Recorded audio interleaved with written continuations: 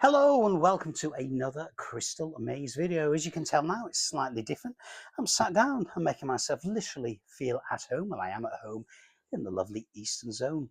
What am I doing? Well, this is a video that I should have done back in 2017, but of course back then I did not do social media or YouTube videos. So what we're doing then?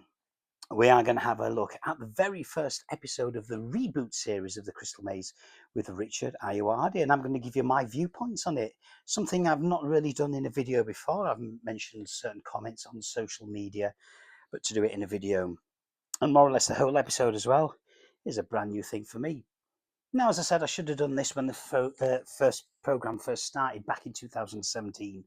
But as I said, I didn't do social media back then. So we're going to do it now. I've made some notes just in case there's anything I forget to mention. And we're going to put an episode on. My telly's there. And as I said, we're going to start the episode in just a few seconds. And I'm going to go through my views and opinions. Now, these are, as I said, just my views. They're not Channel 4's, anything like that. I'm just a fan of the show. If you've got any different varying opinions, let me know. Put them in the comments down below. Let's have a look. So we're going to start off. We're going to watch the first episode that was aired that had Louis Spence in it. So it's that one we're going to watch. And as I'm going to go through my notes as well. And if there's anything else I can think of, I'll let you know as well. So let's begin. Obviously, I'll put the episode on quiet because of copyright reasons for the theme tune. And that's the theme tune we'll look at first of all. Yeah, I like it. It is the actual Force Field by Zach Lawrence, the original tune. Obviously, they've tweaked it a little bit. A lot of people didn't like it. I don't mind it. We could have had that, or we could have had a totally different theme tune altogether. But we have got Force Field, so I'm happy with that. It does grow on you as well. I don't think it is that bad. So let's have a look. Graphics as well, fantastic. As you can tell as well, they've got little snippets of that particular episode in the opening titles. The original 90s series, it had a compilation of the whole series. This one, it's just of those contestants that appear in this particular episode. So yeah, I'm glad they kept the same theme. I said they could have changed it, but they didn't. Let's have a look. Richard Ayoade found out that Richard Ayoade was going to be the Maze Master. Again, that is one of the biggest things ever. Having a Maze Master can make or break the show. When I first heard it was Richard Ayoade, I thought, yeah, it's good. I've heard of him. I knew him from the IT crowd. I did Google him again, just have a look at his image. Big hair, big wild hair, colourful glasses. I thought, yeah, he looks eccentric. He looks the part. And then my next thing was, what is he going to wear? What's the costumes? Richard O'Brien had all these different leopard skin, zebra skin coats. Ed Tudor had these Georgian smock coats. So I thought, well, what's he going to wear? You need something long and flowing like Doctor Who. You need something long and flowing when you're running through the zones, and also pockets to keep all the crystals in once the team have won them. So when I saw that Richard has got a suit on and a tie, I didn't think. I thought it was a bit bland. A lot of TV quiz shows, the hosts wear suits, ties, and shirts. And I thought it's not really eccentric enough, although they are colourful. And Simon Carter, the designer, has done a fantastic job. They are colourful, they're bright, the shoes are fantastic. But I just thought it could have been something a bit more eccentric and a bit more not off the peg, but something that it was. You couldn't go into the shops and buy one. You couldn't go into the shops and buy this outfit. You'd have to have it specially made. You can probably go into suit shops and get blue, yellow, pink suits. You need something that is made specifically for that Maze Master, but it looks all right. Hand on the stick, well, that's split fans, hasn't it? I mean, I don't mind it. It was a bit weird. Again, going back to Richard O'Brien, he had his mouth organ, the harmonica. Ed Tudor had a whip. So it's kind of right that Ayoade has something as well. He has the hand on the stick. As I said, it did split the fans' views on it. Something was a bit too weird. But I don't mind it. Again, it's a prop. It's a gimmick. Richard is a bit more standoffish to people. So for him to touch a false hand instead of his own, is quite understandable. But I don't mind it. It's a novelty. It's there, isn't it? Adds to it. So I'll just read my notes and yeah, I'd heard of him when I googled. Thought it definitely looks the part. Um, Again, I'm just going through my notes here. Brandon says, when I saw him in the suit, I was let down. Um, and also his attitude of telling the contestants and the viewers at home that the set wasn't real, that it was a set and it was made of polystyrene and wood and cardboard and things like that, that it was just a TV studio. I thought that didn't really work for me. The whole thing for me for the Crystal Maze is you're taken away, you're transported for an hour or 50 minutes. You forget all your troubles, you go into this fantasy world and you go along with it. And Richard Ayoade kind of broke that. You know, he didn't really go along with it. I mean, we know it's a TV studio, but that's again, it's like the Doctor going inside the TARDIS and saying to the viewer, it's not really a time machine. It's just a prop. We're going to go inside them. We're going to cut to another location. You don't you know. I'd like my Maze Masters to keep that fantasy element up, and Richard didn't always do that. So yeah, let's have a look then. Contestants. Well, yeah, as I say, we're just watching the celebrity one at the moment. This is the Louis Spence one. Again, that was a very big bugbear of the fans, or for the fans, that it was celebrities. In the 90s, one didn't have celebrities. A lot of the time, I'd never even heard of half of these people that were in it. I had to Google them. And a lot of it's from sort of reality TV shows. There's a few ones I did like. Steve Pemberton, I knew him from League of Gentlemen, Psychoville, etc. So Vic Reeves or Jim Moyer, again, I like. There was some that I did, I did like to see them. But I think they should have just kept members of the public, um, and maybe kept the celebrity ones for the Christmas episodes rather than the children's ones. Put the celebs in the Christmas one. I know that might get a few moans and groans as well, but I think that was a big off put for it. I think Channel 4 kind of says we want celebrities. A lot of the shows now are celebrity editions, and it's just unfortunate that the Maze sort of fell under that as well, that they had to have celebs in. Obviously, I say we did have members of the public.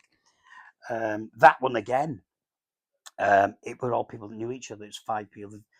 Reduced the contestant down from 6 to 5, which again I don't mind. I don't really think that makes any difference, and it gives the contestants, as a rule, more chance to play more games. But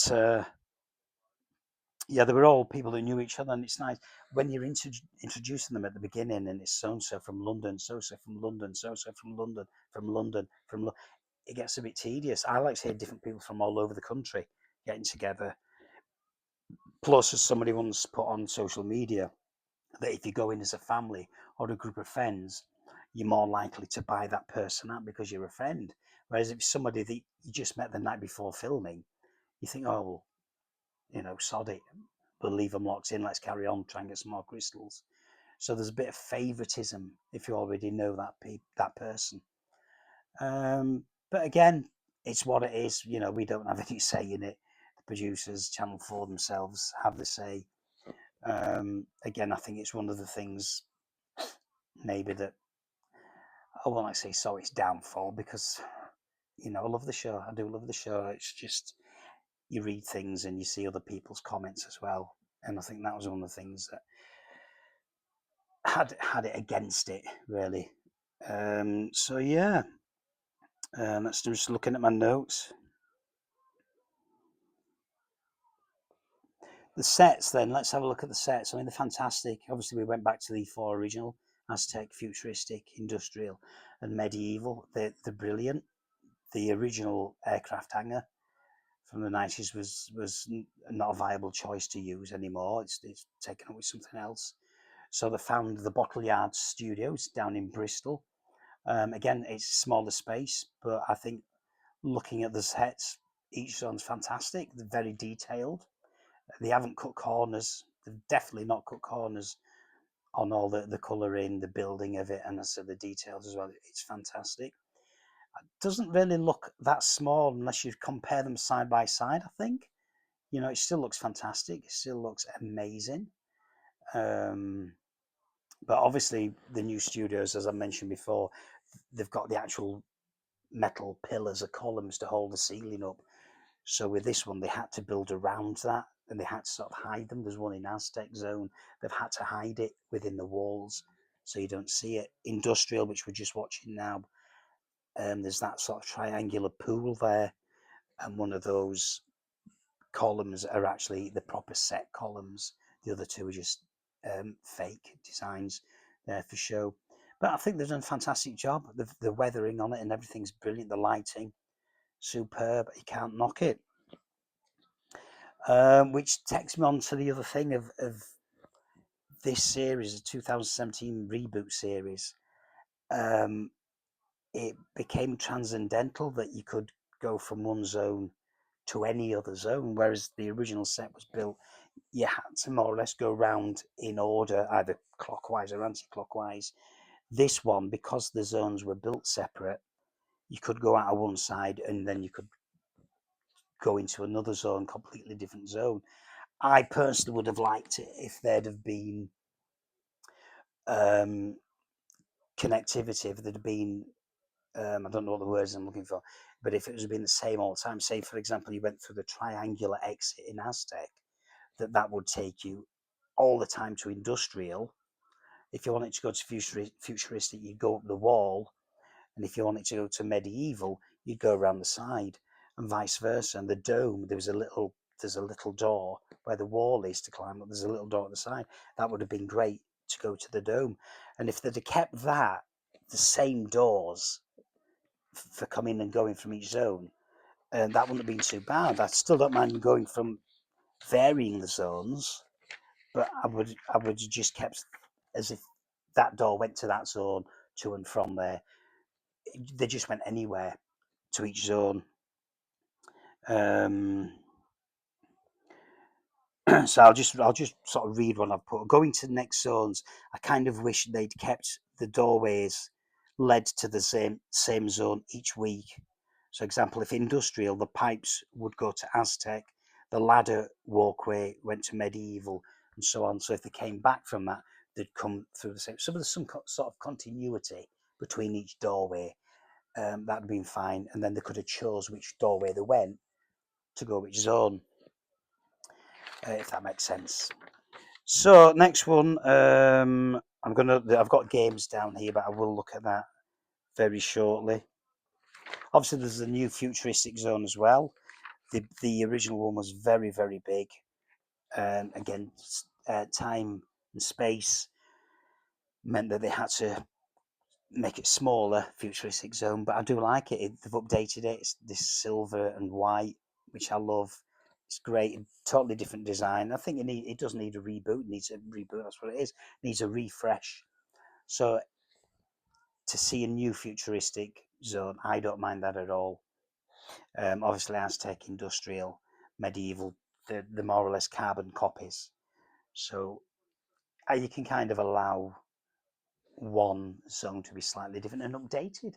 Why not? The futurist, somebody said the future image of the 90s is different to the future look of 2000s, which I totally understand. Another thing we're looking at, it always cuts to contestants having safety equipment on. Um, Richard says once you go in there, you look different with the magic of editing. To me, there was nothing to stop them saying to the contestant, getting to the door and saying, right, do you want to put that on, put your helmet and your pads on. The contestant could do that whilst Richard's talking and explaining things. Then they cut the camera, cut into the cell, and then they've already got the gear on. The camera has to cut anyway. The camera has to cut for the crew to put all this gear onto them. So why didn't they just fake it and say, right, start putting it on, cut the cameras as they would do, crew will come in, set it all up properly, and then continue. There'd be nothing to, to be different to what they've done. It's a little tweak like that. It's one of the little tweaks I think they should have done. They did it in the original series. The contestants put the gear on, and it makes it flow a bit more that suddenly they've got all this gear on or off as they're coming out. Second, show the contestant putting it on and taking it off. There's nothing wrong with it. Another bugbear of mine, I think, is too much talking between games. especially that the introduction, they're going on and on and on. Who are you? What you're doing?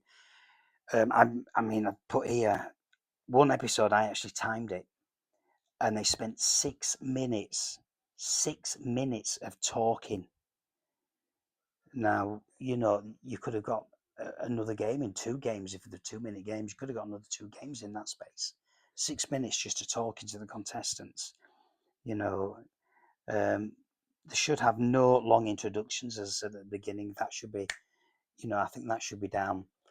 We know who they are. We learn from the intro. We know the names, where they're from, what they do for a living, and I think that's fine. That's all you need to know. Somebody says, "Well, no, you need to know more about contests." I don't think people want to watch the show for the games and to see if they fail or succeed. We don't really want to know about the people that want to hear more about it are the friends and the family, and they know who they are already.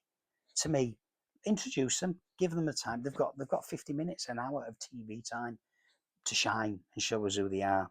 So I think the introductions could have been cut down a bit, and therefore that would allow for more games per episode. Just having a look at my other ones as well.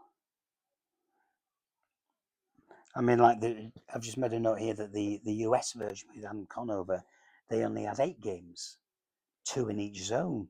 But American TV's got a lot more ad breaks in it, so they can't fit as much in, which is understandable.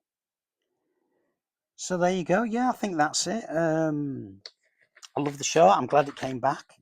I'm not going to knock it for that at all. It's my favourite show in the world. I absolutely love Crystal Maze.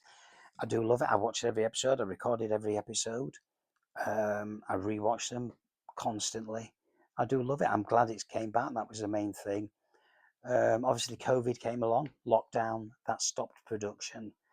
I do think the viewing figures went down a bit as well. I'm not going to lie about that. But I think with those little tweaks that I've mentioned, it could have been a better show. Again, I'm just a fan. These are just my opinions. I'm not for Channel 4. I'm not for Banijay, Fizz TV. Um, I'm just giving you my interpretations and my comments on what I think would have made a better show. And that is that. Just looking before it goes well. The costumes, yeah, I love the jumpsuits. It's gone back to the 90s. The O'Brien era when they had the different colour jumpsuits. Obviously, the grey here, the colour stripes and the crystal logos are the colours differences on them. I love them. I think they're great. It's one thing I did want, and I did manage to get quite a few. I think they're brilliant. The concept, the jumpsuits look fantastic. They look great. So I've been taking my attention away then watching the episode. Yeah, I love them. I think it's great. I do love the set. I love everything about it. Just I think a few little tweaks like that, and it might have lasted at least one other series. Eastern Zone as well. Yeah, it's great that they actually got a chance to change them. I know a lot of people weren't happy that they got rid of medieval.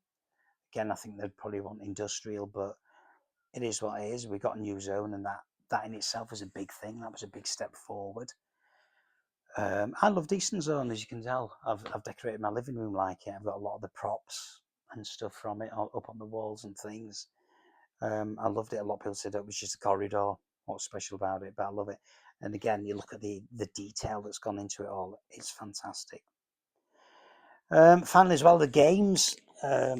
Obviously, it's gonna be close to my heart because I did design games for the original show, and I've got, as I've always said, I've got a big box upstairs of games that I designed for the reboot series, put them towards the producers, and they did have a look at some of them, and they did consider them, but obviously nothing came of it. I think there's a lot of games that have balls in it, coloured balls that you have to do some sorting out things. A lot of the other games have buttons, a lot of button presses games. Um, there were a few good ones. I'll probably put in the comments below. I'll have to go into it a little bit deeper. And I'll put in the comments below, I'll pin it, my favourite games from the reboot series. But there were a lot that just, I don't know, they just didn't do it for me. The thing when I design games is I like them to be visually attractive and visually striking as well. I did the octopus, it looks good. I did the ship. It's objects. You go in and it's an object rather than something on the wall or pieces. I like to make it a bit more colourful and a bit more brilliant to the eye.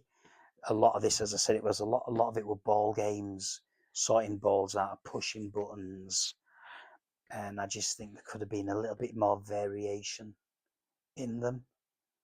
I did have a lot of various games in it, but it wasn't to be. So yeah, I mean, I said there's some great games. Don't get me wrong. A couple of them were rehashes or tweaks from the original 90s series, which was nice to see. But yeah, there you go.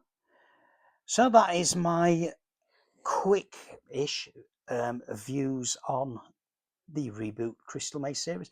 So let me know below in the comments below, what do you think? Do you agree with me? Do you disagree with anything that I've said? Is there anything that I've missed out? Let me know. I say put them in the comments below, and thank you for watching. A little bit of a different one this time, a little bit relaxed one. I've got a day off work, so I thought let's do it. So there you go. Until next time, hopefully see you all soon. I got some more props as well very shortly, thanks to Neil. He knows. Got some more props coming up from Neil very, very soon in the next month or so. So I will be doing some more videos. But in the meantime, I say keep rocking and thank you for watching. If indeed you still are. Goodbye.